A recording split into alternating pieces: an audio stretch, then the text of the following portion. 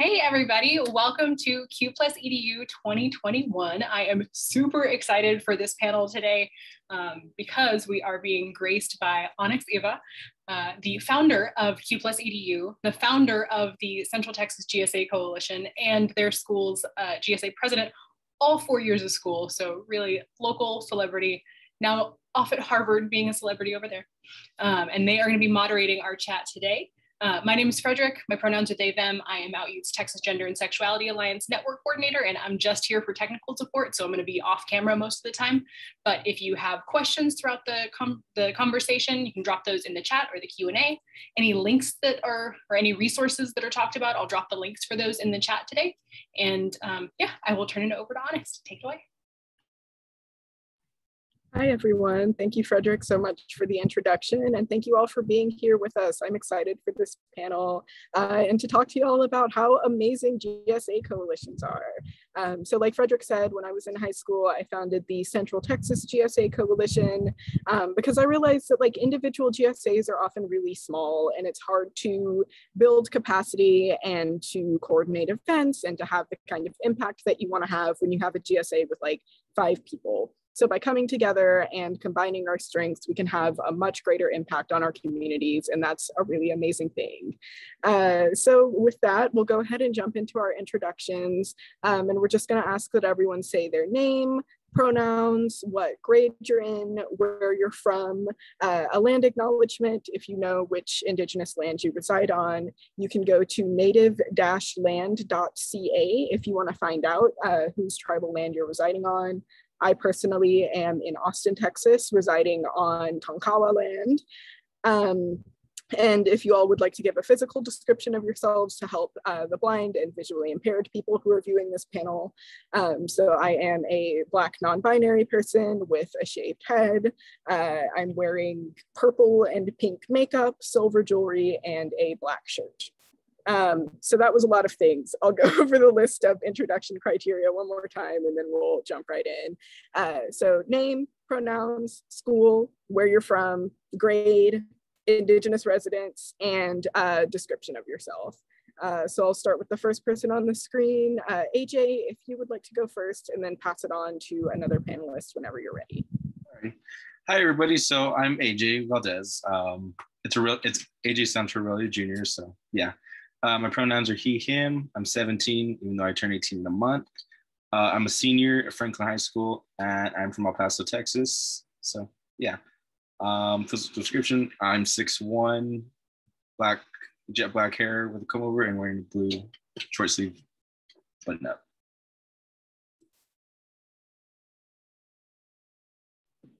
I can go next. My name's Nidhi. My pronouns are she, her. I'm 17, I'm in 12th grade. I am in Plano, Texas. I go to Plano West Senior High School. That's in Plano ISD. And I believe I'm residing on Kickapoo land. I'm not really sure how to say that, but I am an Indian woman with dark black hair. I'm wearing a black shirt and my background is a blue wall with a bunch of posters on it and lamps in the background also. And I'll pass it on to Hayden. Sorry, it took me a second to find the unmute button. Hi, I'm Hayden. I use they, them pronouns. I believe I'm on Karanko land, otherwise known as Houston, Texas. I attend Energy Institute High School. I will be going to my senior year there. That school is in Houston Independent School District. It's one of the magnet schools. I am 17. I'm just trying to make sure I get everything. I'm very queer non-binary person with purple hair, a funky earring, white denim shirt on today, and a funky worm tree in the background. Trevor? Hey besties, my name is Trevor. My pronouns are he, him. I am 18 years old. I am technically a sophomore in college at Texas Tech University in Lubbock, Texas, and the indigenous land that is here is the Namunu. I can't say that, but yes. And the physical description is I am a white male with a blonde mustache. She's growing, a septum piercing, and I wouldn't say jet black, but like kind of like a blackish brown hair with blue and green eyes. And I'm going to pass it to, I think that's everyone. Yeah, that's everyone. Thank you. Yeah, so thank you all so much for introducing yourselves, sharing a little bit about yourselves. And so now let's dive into our origin stories. How did we get it all started? How did you get involved in GSAs? So for me personally, when I came to high school, I knew I was queer. I had like sort of started coming out in middle school, but not really. And I just like really wanted queer friends. Like I wanted a queer squad. I wanted the homies. That was my goal. And so I had heard about GSAs, I'm pretty sure from like a BuzzFeed article or something random on the internet. And so I was looking online to see if my school had a GSA. We did, but it had been like dormant for 3 years. And so I ended up restarting my GSA freshman year. And then I was involved in it forever. Like it just never ended. So for me, my involvement in activism and in GSAs more generally really came from my desire to just like have friends and find that queer community that I could really relate to and like gain support from. So I'm curious how you all got involved in GSAs, and we'll go in a different order this time. Once again, whenever you're done with your answer, just pass it to someone else. Hayden, if you'd like to go first. Sure. So the GSA at my school was already founded the first year the school was open, which was only a few years before I got there. So it had been it already had a president in it. It already had a full club and sponsors. So I came in my freshman year and got to know people. It was the first place I'd even met like openly trans people.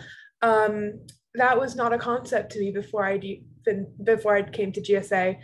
And then by sophomore year, became so involved that I became the president. I was elected, and I kind of stayed the president for the next years. The GSA, I stayed involved just because there were so many queer kids, and every single freshman class gets more queer. And I figured there needs to be a place on campus safe for students to go to that's going to support students. And also, we live in Texas, so fighting administration for some basic necessities like restrooms is something we tend to do a lot. And it's great to have a club behind that fight and other people that can relate to experiences and that can help out. I'll pass it on to AJ. Wait, have you already spoken? I don't remember. I think I'll be next. So I just got really involved, I would say, after I came out late March, and our club was rather in shambles. I had known of one, even though like I was in football then. And I purposely like disassociated with the GSA because I was in the closet then. But up until I came out over the summer, we've been hitting the ground running. We were trying to get things back up. We just had our last meeting on the Wednesday. That's when we had our confirmation for like all the officers and everything. I actually just won president, so I was happy about that. But other than that, we really are just trying to move on building the club back up. I was very surprised. We know some students are like still in the closet, and that's one of my big priorities, not outing anyone if they attend a meeting or someone asks what they're doing there. So we didn't have a sign up, but I just counted heads, and we had 28, including me. So I was like, wow. If we ever need help with administration for a certain thing, we'll just say, hey, 28 kids outside of the principal's office, that's not going to look too good. But no, I was very happy about that. We're just really focusing on having this big conference where we were hopefully to have Frederick in, our district superintendent, our congresswoman, and all that. But other than that, we just really are trying to rebuild it back up. But yeah, that'll take time. But I was just happy about the 28 members. So I think Trevor might be next. Hi. So I actually just got involved with GSAs actually this year. I'm from West Texas, a really small town, 3A high school, 150, like 110 people in my grade. And the reason I actually got involved was because a lot of people know my nail situation. And after I got suspended for painting my nails, and after I chose to fight it, one of the people who actually emailed my school and was like, hey, this isn't right. And the person who actually brought me towards GSAs was actually Frederick. And I have been so blessed by it, and I'm so happy she did. I think GSAs are such an amazing thing, and I think it all goes back to advocacy and advocating for our rights, because our rights matter, because we as people matter. And so that's really how I got involved ever since my nail situation, and I've kind of been involved ever since. And I'm gonna pass it to Needy. First of all, I love that you call it your nail situation. Excellent. But yeah, I actually have somewhat of a similar story to Onyx's, but I had already created my queer group back in middle school, because it was, while my city, which is like a suburb of Dallas, it's not necessarily very liberal. It is like the schools are pretty safe for queer kids in general. And so we were able to come out a lot earlier than I know a lot of kids are able to. And we found each other really easily. And so my friend and I had participated in things like the Day of Silence for our 6th, 7th, and 8th grade. And clubs weren't really a student-led thing at our middle school. So once we got to high school, we knew that we needed to create a space that was safe and student-led, and just a place to get to know other queer kids from other schools, because Plano's weird, and we have basically middle schools, a set of middle schools that come to high school, and then a set of high schools that go to a senior high school. And what we realized once we got to high school was that because every 2 years the entire school would be different, our clubs were falling out of existence every 2 years, which is why we started getting involved with what we called the Plano GSA, which was a citywide GSA organization essentially. And we wanted to make sure that we could start GSAs across the district in various high schools and hopefully even middle schools, because we knew that the biggest problem with GSAs in our city was that they existed for a few years and they were super strong, and then they would fall out of existence. So those first 2 years when we were in high school, in our 9-10 school, we were presidents of our GSA there, and we made sure that it was going strong, and we passed it on to some wonderful people who are getting it to keep going. But once we came to our junior year, we went to different senior highs, and we thought that would allow us to just have a much wider reach. And it also helped us to fight things on a district level rather than at a school level, because we knew that if we tried to fight things on a school level, administration would never listen to us. So we were able to use that power of a district-wide organization to get to the higher ups much easier. Yeah, I've been a proud member of a GSA for all of my years of high school, and it's been a wonderful experience. Thank you. I think that's everyone. And that was a great segue into our next question, because we're going to start talking about GSA coalitions and kind of how you started moving outside of just your school and started to collaborate with other schools or with community members or whatever your sort of coalition looks like. So if y'all want to sort of just talk about what got you involved in coalitions and why you think that's important, I can start. For me, our GSA was a struggle. Like Austin is known as the most liberal part of Texas, but I live in the suburbs in Round Rock, which is like not very liberal. And so it was rough trying to keep the GSA alive. In my 4 years of high school, we went through 10 different GSA advisors. We were constantly having like changes in leadership. there was an excessive amount of drama. Like it was wild how much drama was in this like small group of like 10 queer kids. It was just absolutely a mess. And so it was really difficult to like get things done, because we would talk about having a queer prom or like having a drag brunch or something like that, all of which sounded like really fun things. Everyone was super excited about them. But it was really hard to like keep that going. And same with any of the activist campaigns we kind of tried to work on. It was like, yeah, we might get 3 people to send a letter to a couple senators or whatever, and then it would kind of die down. So I really wanted to make sure that we could increase our impact. And I talked to some of the friends I had at other schools, and they also were kind of dealing with the same issues of just having a small GSA or not being able to fundraise, or just having all of these obstacles that made it difficult to achieve the things that they might have wanted to achieve. So that led me to start the GSA Coalition. And I basically just like cold emailed every GSA affiliated person that I could find. And then we started having meetings, and it was great, and it became a thing. So that was my story. And I think that for me, the coalition building was really important, because I wanted people to feel like their time and energy was well spent, and that it was going to the causes and the things that they cared about and were passionate about. And I think that the coalition allowed all of us to do that. And so that's something that I really appreciated about it, and why it was important for me to get that group going. So we'll go around the circle again. Trevor, if you want to go first. Again, I got involved by Frederick. She mentioned this GSA coalition meeting that they were having. And so I went on it, and when I went on it, I absolutely loved it and loved what they were doing, loved the idea, loved that I had other queer people to interact with who knew my struggles and knew what I was going through in small town West Texas.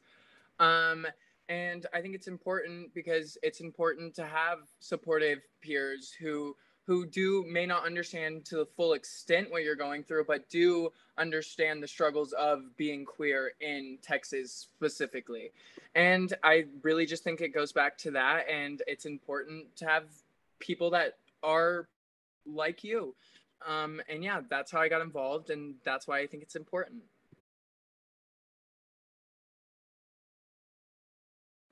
So sorry. I should add that I also got to meet Needy in here, and then another girl named Gabby, and they were some of the most amazing people. And after I realized all the hard work they do and all of the effort they put in to GSA coalitions, I knew that it was a great thing, and I knew that I wanted to be a part of it. And I'm speaking English, so sorry. And with that, I'm passing this to Needy. Thank you, Trevor. Yeah, Gabriella is my co-president in all of our endeavors together. We've been friends for like 6 years now, and we've done every GSA thing as a team. But I will say that, like I said before, the main reason that we wanted to create the Plano GSA, which is, I suppose, a GSA coalition on a smaller level, was to ensure that we could start GSAs and keep GSAs going.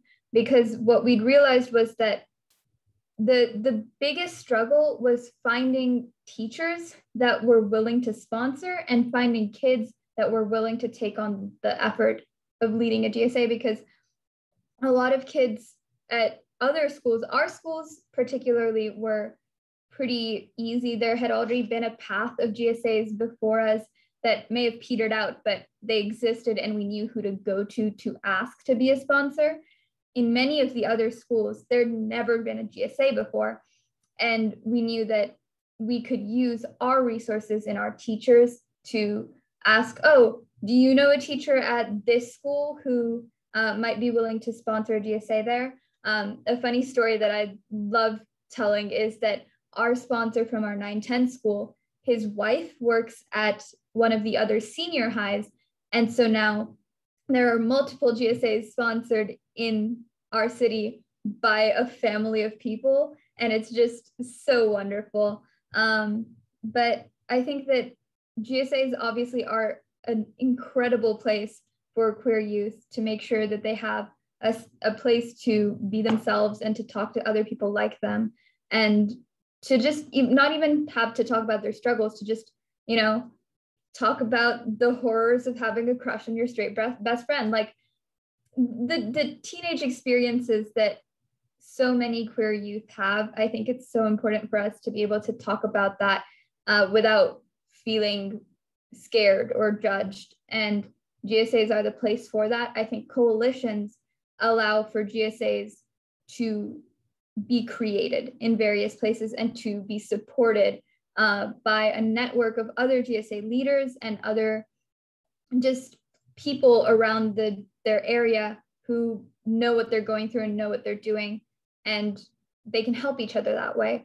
I have found that the North Texas GSA Coalition has allowed us to also see the perspectives of kids from other districts and other places in North Texas itself. Like our district is nowhere close to having the discussion about gender neutral bathrooms, but we have a couple of incredibly awesome kids from Grapevine, Colleyville, which is a couple of miles somewhere, miles in some direction from here. And they are fighting for that, and seeing them already doing that has been so incredible. And we've loved working with them to give them advice and making sure that they're going about this in the best way possible. So yeah, I'll pass it on to Hayden. So GSA Coalition building in terms of the East Texas GSA Coalition kind of fell in my lap in a sense. I had been working with a local LGBT center on their GSA training, and that's where I was on a panel with Onyx and Frederick moderating it. And it was suggested to me to actually start a coalition, which was interesting because I had literally just Instagram messaged some other people who I suspected were probably the GSA presidents or leaders of other GSAs in my district. And so we started working together, and we were completely virtual because coronavirus. And we started having meetings, and then the suggestion of the East Texas GSA Coalition came in, and we started working on building that and literally looking through the websites of every single school in East Texas in the region and trying to build a list of contact information. And we're still working on that list. And then sending out this email of, hey, we're going to have this meeting. And that's sort of how it all started. And it's interesting because it's morphed to whatever is really needed by the area. Some schools, some leaders that attend meetings would prefer us to just help them support their GSAs, what to do on a daily basis, how to lead meetings, what sort of activities you do for what Remembrance and Awareness Days, how's your GSA going to celebrate the Day of Silence or commemorate this Day of Silence more of. And then there was also the idea of, well, we've still got advocacy issues. We've still got things to advocate for, things to change in our school districts, things that need working on. Some school districts are more progressive than others, but I have a co-lead for the GSA Coalition who's in a district with no non-discrimination policies, and many students are in those sorts of districts. So it's sort of become a place where we can kind of, in a sense, co-advocate for what we need in our districts and for inclusive policies. So it's more of us just bouncing ideas off of each other, being like, hey, what do you think of this?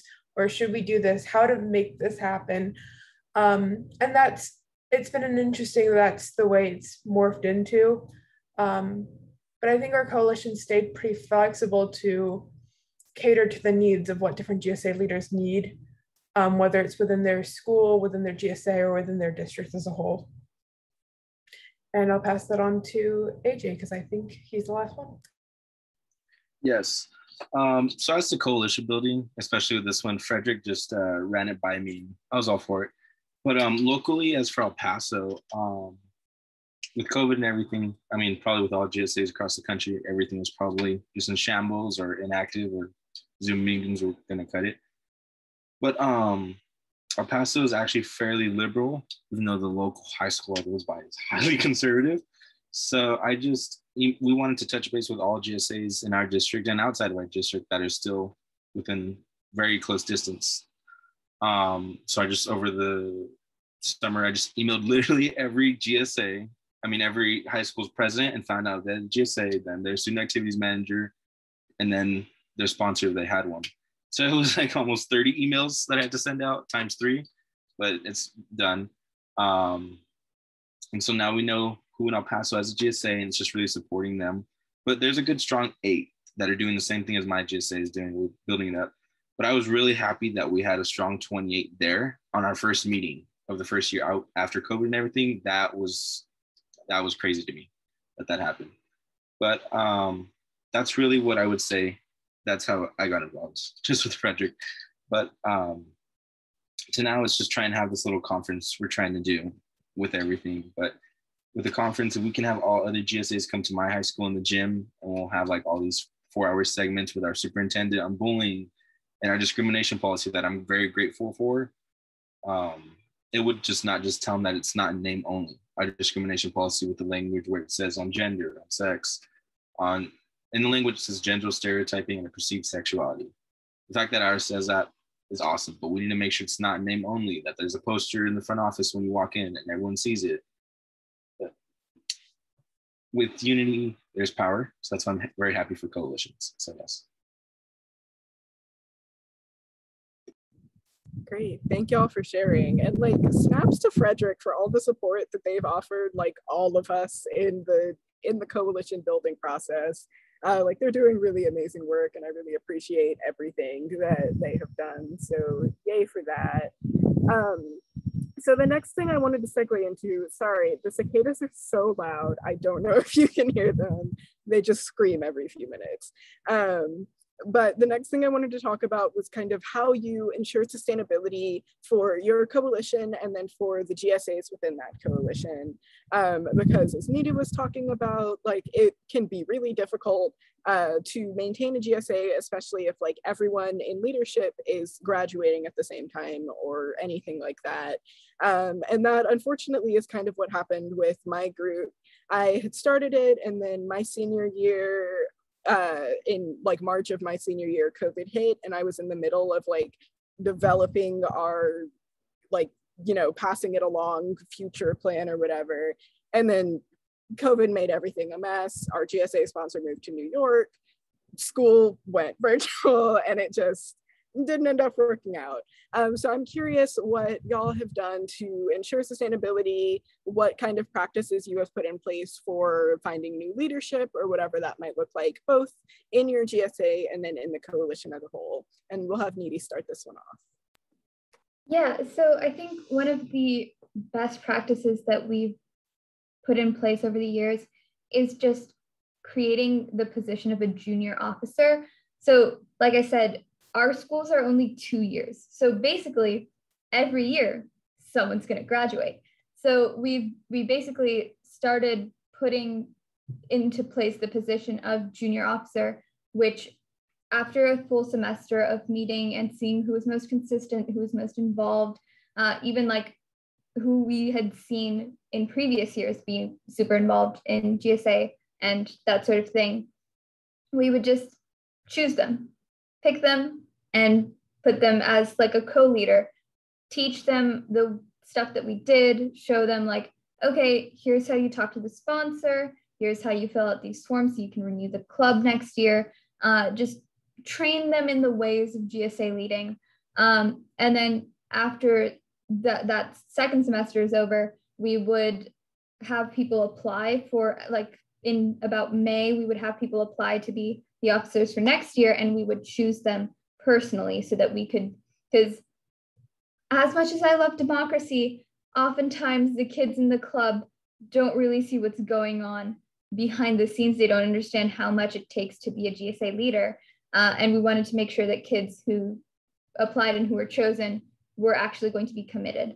And so by making sure that we chose those kids and making sure that we held those kids accountable, because we could text them, say, hey, have you chosen your junior officer yet? Hey, have you chosen your next year's leader yet? Hey, have you done this? Have you done that? And even just being able to walk them through those kind of things has made, I think, the process for the younger kids a lot easier.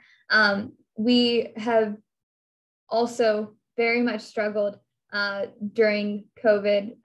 not only as a coalition, as the Plano GSA, but the individual schools also. But I think that the one thing that COVID and this year of sort of virtual time has granted us is the ability to reach out to every school, because every school was actually checking their emails this time. And a lot of kids were a lot more active on social media and like actually responding to things. And so we were able to essentially reach out across the district, email the principals, like AJ was talking about, like he did. We emailed essentially all the principals of all the high schools and asked them if they had a GSA, and then asked them to connect us to the kids if they did. And if they didn't, we reached out to kids that we knew and sent them towards the principals. And I think just being able to do that, being able to have that support and accountability of like this sort of almost higher power that like can be asked for advice and things like that.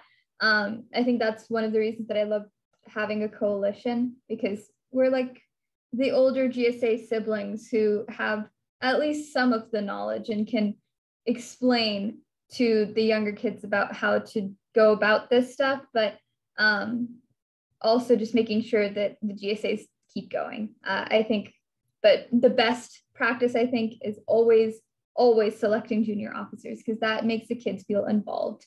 And that is really what is necessary. I will pass it on to AJ. Sorry, I'm writing down the same question. I'm trying to keep track. How do you keep the GSA going? So actually, I was the president and founder of I was the founder and president of the ambassadors at my middle school from 6th grade. And when I was in 8th grade, there was this girl, Elizabeth, who was accepted into the ambassadors at my middle school. And I ran into her on the first day of school this year. I was like, oh my God, what are you doing here? And she was wearing a rainbow shirt on the first day of school. I said, you're gay? She's like, you're gay? I'm like, yes. And so I told her, you need to join the GSA. She's a sophomore this year, and I believe she could be the incoming president for our for the GSA of my high school. But other than that, we have our feeder schools for Franklin, my high school. Our feeder schools are Hornado, Moorhead, Lincoln. My school's AA, it's huge. So we have 4 feeding middle schools: Lincoln, Hornado, Brown, all the other ones. But we make sure that at their school orientations or stuff, that they, like, there's a GSA table there. And then when they can come, we make sure there's also a GSA thing. We have ready sign-up papers and all that. And so, yeah, I did make one promise to Frederick, and that was make sure we have an incoming president. I forgot to remind them, but yes, hopefully we have Elizabeth as the incoming president. Even though she ran for vice president, she wasn't elected as it, but I will still keep her as like my second vice president, just so she's prepared for everything. But mainly I would say is to have someone, or hopefully have a vice president who is an underclassman. Don't allow any upperclassmen to be vice president, so they can already be prepared for, and to keep a hard list of your underclassmen so you can know and prepare them. Don't keep them all like out of the logistics and the hard planning and all that. But yeah, that's right. Hayden. I'm going to quickly apologize for the dog whining in the back. He's excited. So when it came over to like transferring leadership and making sure our GSAs were still there, I know when I came into leadership, I was elected, and there were 3 positions in my GSA at the time. There was president, vice president, and secretary. And then something that I believe was suggested either at a GSA training I attended, at a workshop somewhere,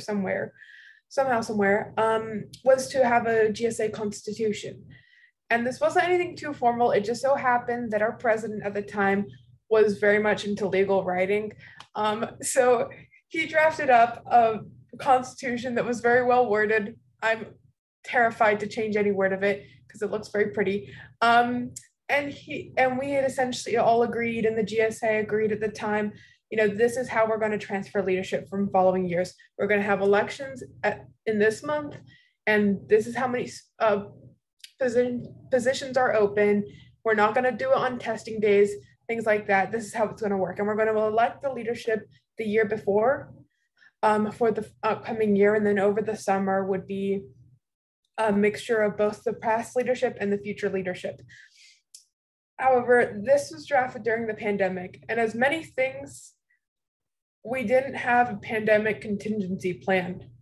I think that was a very difficult thing. So we had elected leadership before the pandemic. Wait, did we? No, we had elected during the pandemic at the very start. And I was one of the people elected, and we didn't have enough people elected. A lot of our GSA was made up of seniors that were leaving. So we were encouraged to literally handpick somebody. We did. And then the following year, we got a transfer student who messaged me one day and was like, hey, I'm interested. So I was like, sure, this other person doesn't really want to be in the GSA leadership. You got the spot, congrats. And from then on, we've kind of tried to stick to that election plan. However, it's become difficult because not as many people want to be in leadership. I think they find it very scary and intimidating, which sometimes it is. It's not easy work. But future plans is to have someone who's not a senior be president next year instead of me. I know a few people who may be interested in the position, and that way I, as a possible VP or secretary, can help mentor and lead them, but also let them have full reins for that first year that they're going to be in power, I guess. I don't want it to sound like a dictatorship. It's not. But essentially let them have a go at being this GSA lead while I'm still around. Not that I won't be around after I graduate, I will. But that was kind of how we were going to do things in our GSA at least. And I've seen it done different ways. I've seen it where like the president will just appoint somebody and that's that. I know when I'm speaking to other GSA presidents at the end of the year, I was like, hey, let's do something over the summer. They're like, no, sorry, I'm leaving, but here's the contact information for the person who's coming after me. It's like, oh, okay, sure. I think when it comes to coalition and how to sustain the coalition, I'm going to be brutally, truthfully honest. I don't know how we're going to. I don't know what it's going to look like in the future. I think this pandemic can drastically change what's going to happen. I think so many things can change, and it may be something we play by ear, and when we get to that bridge, we cross it. We're not out that bridge yet. But I think the idea of having a senior person being able to mentor and help someone is a very crucial part, and also having elections so the entire GSA gets a say. But we do not want anybody who's like a brand new freshman or someone who's transferred into the school and knows nothing about GSAs. That's a fear. So we're probably going to do GSA elections. Last year, we weren't able to, nobody applied. So this year, we're probably going to do at the very beginning of the year before we have new people in the club. That way, the people who are in the club know what candidates are like and who they like and who they don't. I will say my predecessors from the GSA all voted against me. But it's okay. It's okay. Not everyone has to like me. But I think when they saw some article, they were very excited. I think they like what I'm doing with the GSA, but I'm not sure. We'll see. Oh, I forgot to pass it on. Trevor? Hi, so I think what everyone said was very, very much true and very great advice. I think that the best way to sustain a GSA is to, I'm not gonna say advertise, because like you shouldn't have to advertise for a GSA, but like to get it out there, to promote it so that other queer people know that like, hey, there's this awesome club and it's growing, you know? And I'm a social media person. I'm a very, very, I use social media all the time. And for my story alone, like I couldn't have done what I did, or I couldn't have gotten it as far as it did without social media. And I think my whole entire life, I've really only connected with queer people over the internet and social media and from other towns, because it's hard in Texas. Not a lot of people want to come out. Like, a lot of people are scared. So just like getting that word out and really like showing how great a GSA is, I think is vital. And like everyone else said, I think having an underclassman be president is very smart.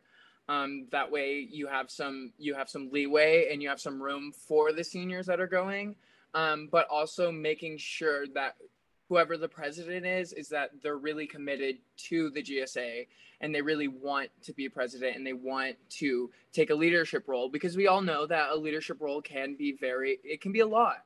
And so I think it's very important to make sure that they can handle the load of running a GSA, but really just promoting it and coming together and just showing everyone that love is love and that acceptance is key.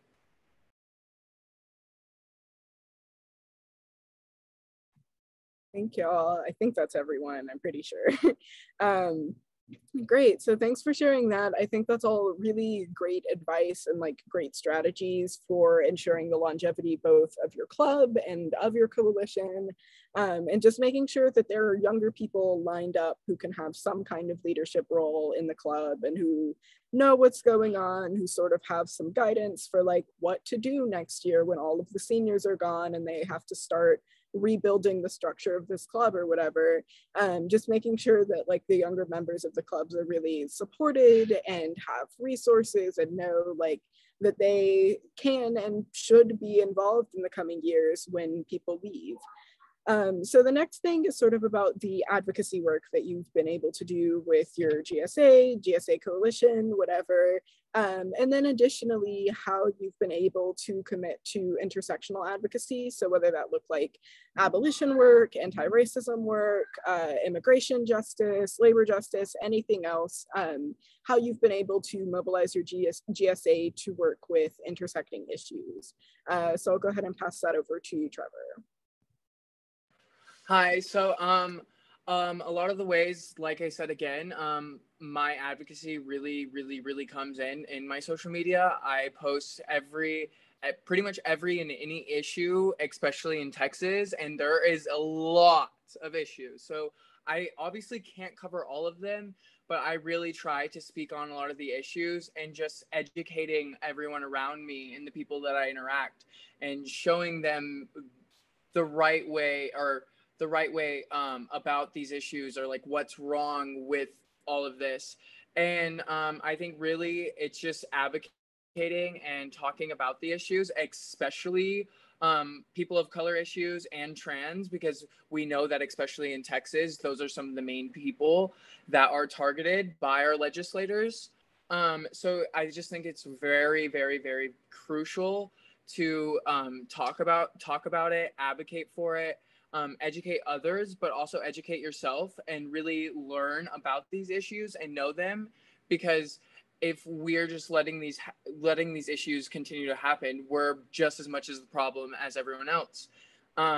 So yeah, I just think it goes back to advocacy and putting your all into it, and not caring what any Republican or Trumpy or anybody, any negative vibe person, like not letting them come in between you and your advocacy, because your voice matters. And if we can uplift other people who can't have a voice, eventually those people might be brave enough to use theirs, and it's just a chain reaction and it keeps going.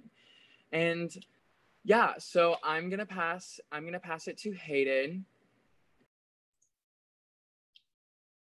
I remember the question. I apologize. Advocacy, right? So I think when it came down to our GSA and GSA coalition, advocacy was a large part. And the way we've kind of gone about it is educating presidents, educating school leaders on how to go about advocating for things in their school and their district and up above, all the way to, state representatives and things like that. A method we found, I had myself and a few other people in the coalition had kind of spoken at board meetings and tried to push for different policy changes. It has been difficult. I will say one of the first forms of advocacy, in a sense, that I did partnered up with another GSA president from another school. at a GSA training, we had met again, and we decided we're not going to get gender neutral bathrooms. That's impossible to ask for. Both of our school buildings were brand new. They'd already been built. They're not going to get like installed gender neutral bathrooms. So the best we could do is not let trans kids have to walk all the way to the nurse's restroom, which was the current policy. It just so happened it was in both our schools. So we both advocated on our own we had these signs, beautiful, wonderful signs that said what to do if you think someone is using the wrong restroom. Do's and don'ts. You can imagine do's was like, pay attention, like don't, like it doesn't matter what they're doing, wash your hands, mind your own business. The don'ts, don't mock them, don't laugh at them, don't tell them they're in the wrong bathroom, right? And then at the very bottom, we all just want a safe place to use the facilities or something polite like that.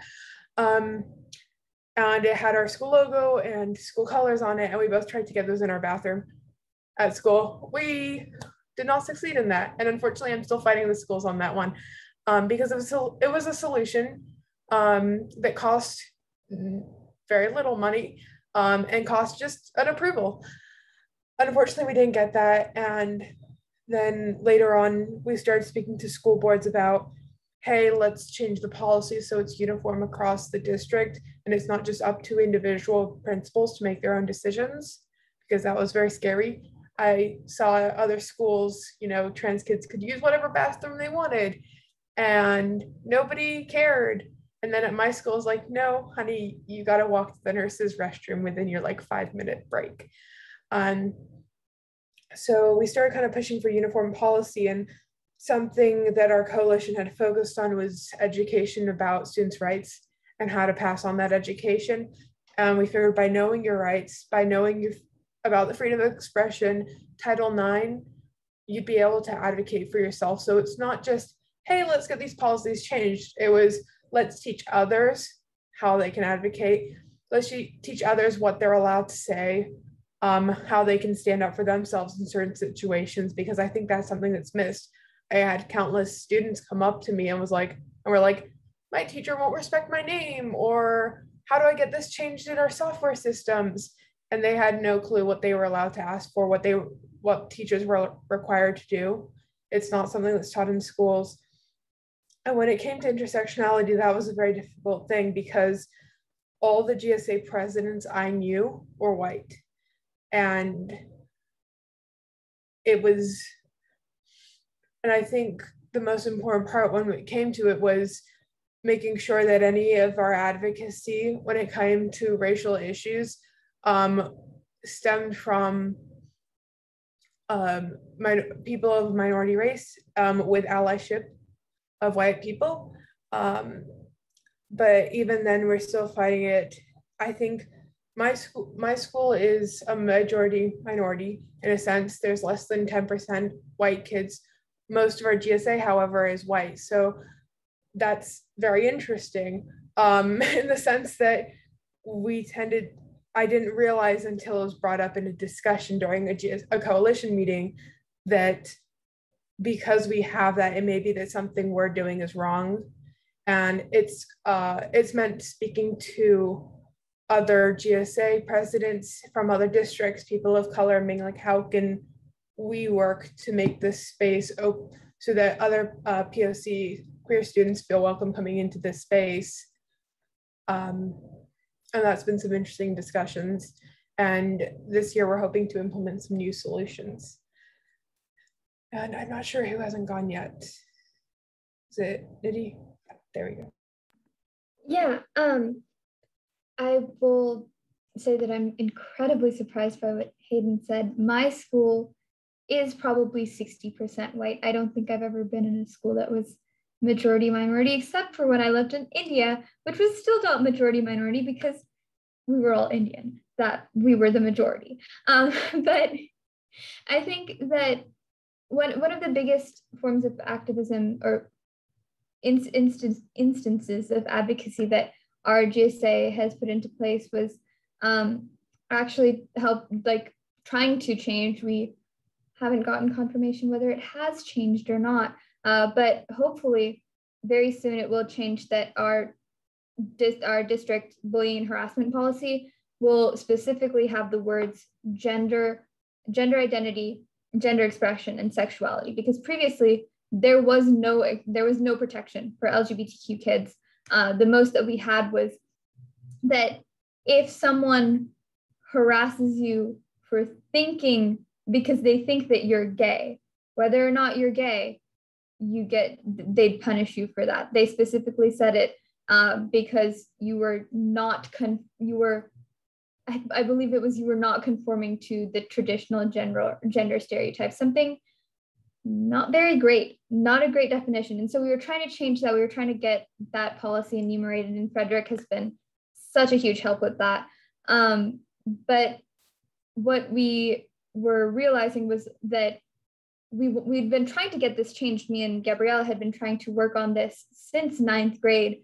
But what we had realized very quickly was that we could not go through our school because our principals, while lovely, all want to get promoted, and the district controls their promotions. And so they would not do anything that would hurt their prospects to help us. Even like, and I understand that, of course, like if your career is controlled by someone, you're not going to try and make them mad for a couple of kids. But that meant that the only way to get through any sort of change was through the district. And we had a bunch of bullying issues in Plano in the last year, which allowed us to essentially just go through a district pathway. And that was incredibly helpful. What we realized essentially is that as much as it might suck, the best way to get our district at least to listen, and a lot of suburban districts to listen, is by going through the paths that they have created, because a lot of districts allow kids to come speak at school boards. And I think that a lot of districts will start fighting back even harder if you try to make a big fuss about whatever issue you're trying to get across. For example, another district a couple of miles away was trying to implement some like more progressive curriculums, essentially about teaching more open versions of history rather than the whitewashed, straight-washed versions that we get. And they ended up having a bunch of conservative parents come to the school board meetings and speak over them and protest them. And it ended up on the national television, national news, and the district ended up nixing the policy because of the parent backlash. So trying to avoid as much of that, trying to avoid publicity until necessary has been incredibly useful for us. In terms of intersectionality, I think similar to Hayden, a lot of the people that are in our GSA end up being white, even though our school has quite a big minority population. There's still quite not as much diversity in GSAs as obviously is proportional. But I think something that I've really enjoyed doing is working with our Women of Color Alliance at our school, because the leader of that is actually one of our great friends, and she's a Black queer woman. And so working with that organization, making sure that one of my favorite projects that we've done is like putting up essentially posters around the school about various people of color, queer people, and queer people of color during those respective months of advocacy and of like Black History Month and so on, to celebrate those people and to bring awareness to their existence, because so many of our kids don't know that stuff. I just think that working with other organizations has been really, really helpful, because a lot of the times we as leaders don't understand the struggles personally, nor have we ever come into contact with those kind of issues in the way that the leaders of other groups have, and vice versa. So I would really love to work with more groups of minority people. Like I know that we have an Asian American Student Association that I would love to work with, and so on. I think that working with other student leaders can be so helpful. And I will pass it to AJ. Yes. So as to advocacy, that's where I mentioned earlier how I emailed all the GSAs in our district and very close by. But as to locally in the GSA, I'm still very surprised about the amount that came. I don't know what happened there. It's very unlike my high school for that to happen. But I will note that the body we have right now, the 28, including me, is very diverse. Especially my high school being a majority white high school, it caught me off guard very, very well. But I'm happy because there's something going on where for our homecoming week, one of the things I mentioned earlier, where we wanted to have a Pride Day, there's a lot of backlash from it this morning. So if 28 kids need to be outside the principal's office until she comes back from district because she's always at district, it's perfectly fine. But we're actually having Howdy Week this week, where you dress up as, I think, a hippie, you dress up as a cowboy, and then there's Jersey Day. Yesterday was Jersey Day. And in my class period, like for every class period, everyone takes a jersey, a pic of everyone in a group who's wearing a jersey that day for everyone's first period. And one of the girls said, "Oh, I'm scared I'm going to get dress coded for wearing shorts." And I had talked to Frederick about this one time, and I did send an email to our school local board member about it. That personally in my school, if a student, no matter what, if they wear shorts, if it's shorter than to their knees, they can get a referral.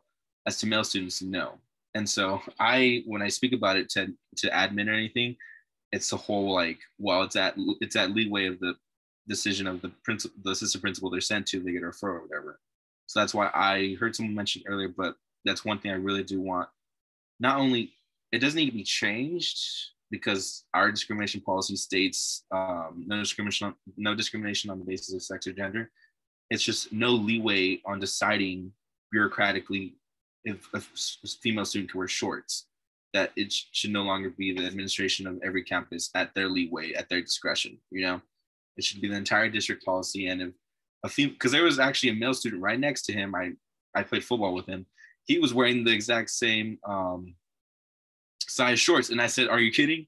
So I told, she's not in the GSA, but I said, if anyone gives you any trouble, remember this discrimination policy and everything. So every time we have a meeting, I actually pass out little flyers of the discrimination policy. Said, if you have any trouble, come talk to us. Like, actually, personally, there's lawyers in my family, but I mean, our school district, the main reason we have the best ones is because our previous school board president, her son was gay and he committed suicide. So it was amended for the clause it says in there, perceived sexuality and gender stereotyping after that. And so now we have a different school board president, but I'm very happy we have a very good discrimination policy. But I did hear someone also mention about like principals not willing to fix things because they don't want to put themselves at a leeway. Though my principal is conservative, I would say the district is very liberal. And our principal's contract, we would say, ended my freshman year, and it's been renewed every year. And we have an interim superintendent right now who's trying to get voted by the school board. So the fact that we have a very rocky principal and a very rocky superintendent means that, sadly for me, I guess in a good way, we can get a lot of good change coming in. But yes, we want to really hit the ground running.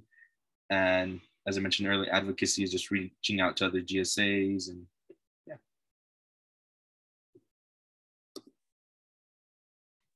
I think everyone. I'm reading the comments. That's everyone. Awesome. Thank y'all. And I think that for ensuring that our advocacy is intersectional and that we're able to address all of the issues that impact our many communities, it's really important that GSAs are able to collaborate with other clubs and other organizations in the community.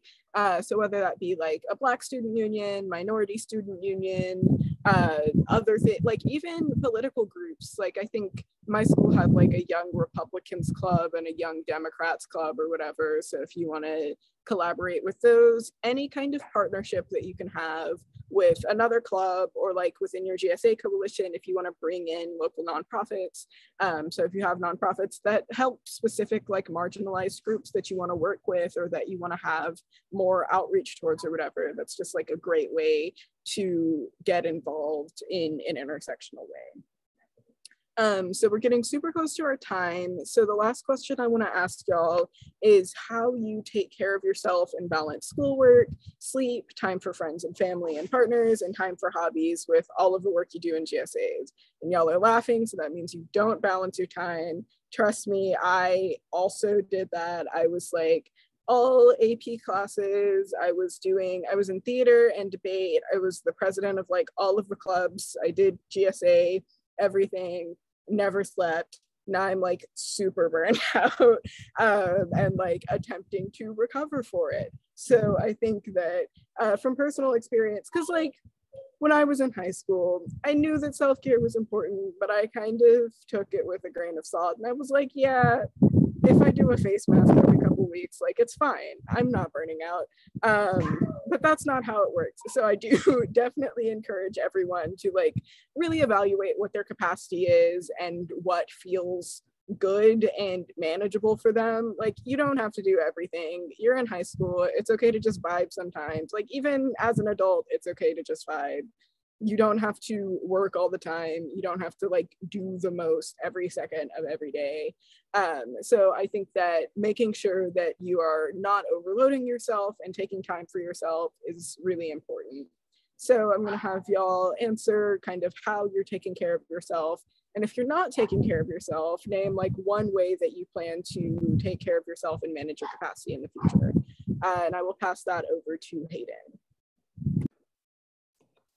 That's actually a fantastic question because that was something I'd recently spoken to a few other GSA members about. I will say in the past 2 years that I've been in GSA leadership and then the past year within this coalition, it has been difficult. I'm not gonna lie, it has been challenging. When during the pandemic, I kind of promised, and coming into my junior year, I was like, all right, I'm gonna make sure my GSA meetings are planned out like at least 30 days in advance. So I'm not doing it Thursday night at 1 a.m. Well, I was doing it on Thursday night at 1 a.m. A lot. But what I started to do is I started relying a little bit more on my vice president and my secretary of the GSA and being like, hey, I need help tonight. Can you like just do these slides of the meeting or just do this part of the agenda? And there was definitely a lot more communication, and we had other members take over meetings some days, or we had other people bring in speakers. So it wasn't all on me to do it. And that was very, very helpful. So delegating those tasks, so there was less on my plate. And then this year, I kind of recognized that it's going to be a lot with applying for colleges my senior year. Now that I have a job, I'm going to be working, and that's like just general senior school stuff. That's going to be a lot. And that's one of the other reasons I'm stepping down as president. Whether I'm going to be vice president or secretary, I'm not sure of. But that was also one of those things I just acknowledged that this year would be an even more hectic year. Last year, I had a lot of time because I wasn't taking 3 hours to school and back. This year, I'm going to be doing that. And this year, I'm going to need more sleep. I'm going to need more time for college apps, all of that stuff.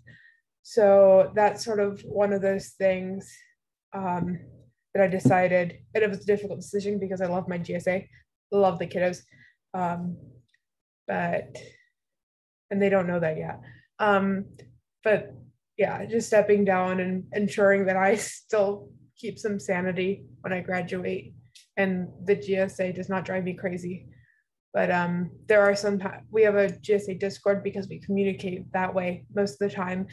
And there will be days that I turn it off or like promise myself, okay, at midnight, I'm turning off notifications. Whatever happens, happens.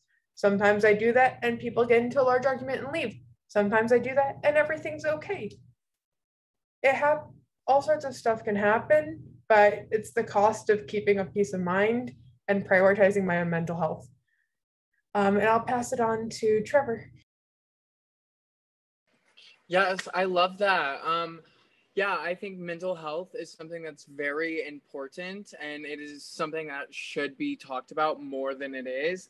And I think oftentimes it's easier for us to do all of these things and pile just work after work on ourselves and not really take into account our mental health.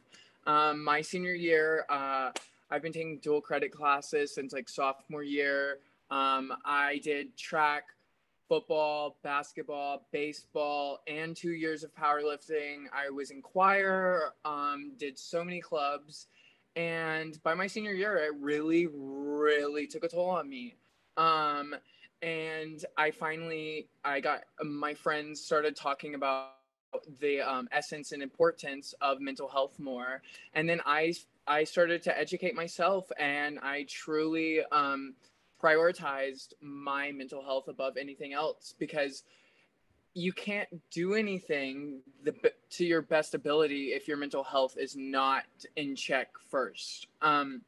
So I think some basic tips would be to take a break, like just take a minute and just breathe and not have to worry about everything all at once, and just take that moment to really just separate yourself from everything you're doing and really just calm yourself. And another would be to know your limits and to know your capacity so that you don't burn out, and so that you don't ruin your mental health. Because senior year is stressful enough. It is so extremely stressful. Like, let me tell y'all, I just moved into my dorm yesterday, still stressed. Like, still stressed. Haven't even started school yet. But that's why it's so important to prioritize your mental health, because ultimately that is what matters. And I'm going to pass it to Needy. Yeah, I mean, so this is actually a conversation that we have to have at my school a lot, because both the 9-10 school that I came from and my current school are pretty much known for being grade obsessed, GPA obsessed, like hellscapes, let's say. And it's a big conversation about like making sure that you don't over prioritize your academic success over everything else. How was a lesson I learned the hard way during my 9th grade. And so I've sort of overcome that particular hill. Currently, I am taking 6 APs out of my 7 classes. It's a fun time. I do genuinely love all of the classes I'm taking though. So, because I'm just that kind of nerd. But the one thing that I have really, really come to appreciate about myself is that I do know my limits. So like in a previous year, I might have tried to be president of my choir and president of my mock trial and president of my GSA. Instead, I decided to do secretary for choir. I decided to not try to lead my school's GSA so that I could prioritize Plano GSA and North Texas GSA Coalition. And I did want to do president for my mock trial because that's my baby and I love that club so much. But I knew that the other clubs were in great hands even without me being there. And I knew that there were other things that I really needed to put my focus on, like college applications and staying up to date with my homework and figuring out how driving works, because I have to drive myself to school now and it's slightly horrifying. But just being able to let go of things and not feel like, oh, I have to do everything. Making friends with the people who are doing the things that I would have otherwise done, and making sure that they know that if they need help, I'm always here to help them. And I will always say that delegation, like Hayden was saying, delegation is absolutely key. It was one of the best things about working with Gabriella is that she is outside of GSA, she is my best friend. And so we work like just one mind, two people. And so we are able to say, okay, I don't have time tonight. You need to do the slides for the next meeting. Or I'm going to take this part of the slides. You take that part of the slides.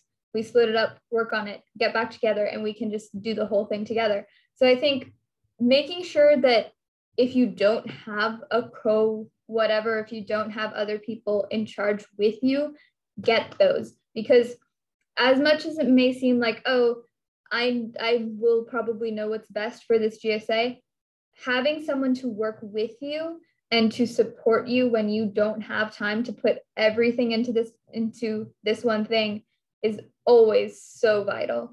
Even if they're not necessarily your best friend, even if you don't really know them all that well, just finding a partner to work with and to coordinate with will save your life some days. Because sometimes you have a big test and you need to study instead of planning for the meeting. And that's when you can hand it over to someone else. And also, my final tip that I have to keep telling myself is that some days you just don't give it 100%. Sometimes your 100% is really just 50%. And on those days, like especially with GSA, sometimes you don't have to go full advocacy, full history lesson. Some days you just like sit and have a discussion. My favorite memory from GSA was a day that we sat in a circle and played what is sometimes called aggressive musical chairs, but I prefer to call it shuffle your buns, which is essentially you sit on chairs and someone stands in the middle, and then you go around in a circle, and then the person in the middle runs at one of the chairs and tries to sit in it, eventually knocking people out of their chairs. It's an incredible game. I highly recommend playing it once we can sit and knock into each other without terror. And just know that GSAs can be fun. They don't have to be serious advocacy all the time. You can also just hang out and be queer with a bunch of people. And people will love that too. And I will pass it to AJ now. As to that, managing everything, I will admit, it's chaotic. It is highly chaotic. I just got back in Texas actually almost a week or two ago, but I'm still behind on a couple of stuff for GSA. But now that we finally had our little election, we have our officers and everything, I decided that I need more than one secretary. We have 2 secretaries, and I kind of defined the position more so. So because of the conference I'm trying to plan everything, it's just right now it's thinking of the actual proposal, going to admin, even though they're going to deny it. And it's really just keeping up with all the emails of the other GSAs, our congresswoman and our superintendent. But I am not only the president of my GSA, I'm the president of my academic decathlon, of my citizen beat, of my chess club, of my political debate club. So I'm actually the president of 5 clubs. And when I look at it, I try not to get overwhelmed. But it's the same thing I did in GSA is the same thing I did in all my other clubs. There's 2 secretaries and everything's managed. If it's like a big decision or decision that I really need to think it through, then I'll think on it. But as to the little tiny task and the little other things that are just going to waste time, or people will actually like to do, other than myself, it's delegated to the vice president and it's delegated to the secretaries managing things. As to like the big emails to our district superintendent and Congressman Escobar, I'm probably going to write those emails, but the day-to-day emails I don't really keep up with. It's just really, well, Frederick, I still keep up with your emails. I know you're listening to this. But yeah, that's really it. I do have like my computer synced to my phone for like the calendar and everything. So whatever I add, it's on my phone. I have an in-person planner, and then I have like a desk, like the big sheet mat planner for like every day. But I can feel with you on taking the 6 APs. I did that last year, plus some on-ramps, and it was absolutely insane. I think I'm still recovering, but it allowed me now my senior year to have 2 outs. So that's how I can plan out a little more. The fact that I have a free period at 4th and 8th period to go deal with everything else is pretty cool. But it's really just taking it as it goes. It's surprising that a lot of people say the same metaphor, I guess, or the same analogy, is that like my blood is iron, because I'd say like not everyone is shy, but they're just scared to like go out and talk to a teacher, go out and randomly during lunch or whenever you're free, go talk to your principal and be like, why can't we do this? You know, it's a little confrontational, but I guess in a way, like I'm able to do it and not scared, because, you know, what are they going to say? No, we have a discrimination policy. They're still trying to be principled, and either way, it's fair for all students. Like there are students today who are straight and who are my friends, and like, do you want me to go argue for you? Because everyone was literally wanting to go today, and they were all trying to make a whole GSA group chat and say, meet at the principal's office now. They were about to stage a walkout, and I'm like, no, please don't do that. Please do not stage a walkout immediately. So that's why I'm like, okay, I might not have to tell everything to the member, just to keep it to the officers that we call our board. But yeah, that almost scared me. We almost had a walkout of like 100 kids just for the homecoming pride day. But yeah, that had to be calmed down. but really taking it as it goes every day by day and delegating tasks, almost all of them, but in a way not.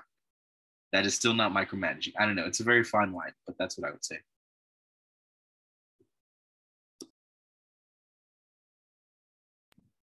Thank you all so much.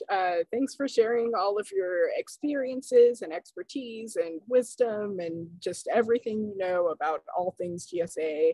I really appreciate you all being here for this panel. We are 5 minutes past time, so we're gonna go ahead and wrap it up real quick. Our next panel is tomorrow at 5 p.m. Central. It's called Finding Inclusive Professional Development. About finding inclusive professional development. So I'll drop a link to that in the chat if you want to check that out. And Frederick, if you have anything else to close us out.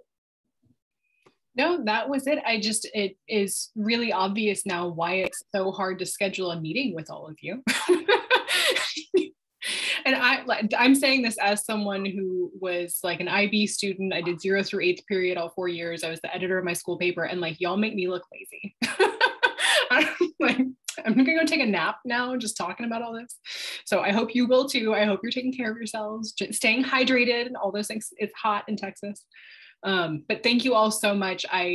Honestly, y'all are my favorite part of my job, and I feel so lucky that I get paid to be queer and hang out with like queer youth who are so much cooler than I am. Like, it's a dream job, really. So thank you all so much. Definitely join us tomorrow for Finding Inclusive Professional Development. If you have teachers who you know would be open to it, definitely send it to them as well.